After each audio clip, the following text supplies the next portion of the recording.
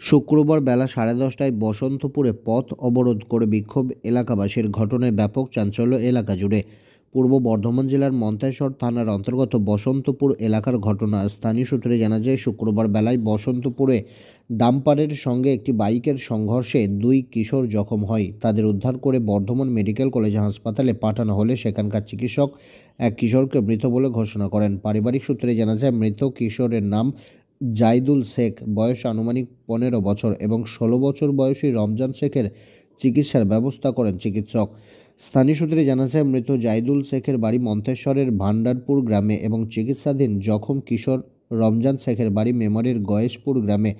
আর এই ঘটনাকে কেন্দ্র করে এলাকার মানুষজনরা এদিন পথ অবরোধ করে বিক্ষোভ দেখায়। বাম্পারের দাবি জানিয়ে এদিনের এই পথ অবরোধ হয় বলে জানা যায়। পুলিশ ঘটনাস্থলে এসে উপস্থিত হয় এবং স্থানীয় মানুষজনদের আশ্বাস দিলে পথ অবরোধ উঠে গিয়ে যান চলাচল স্বাভাবিক হয়।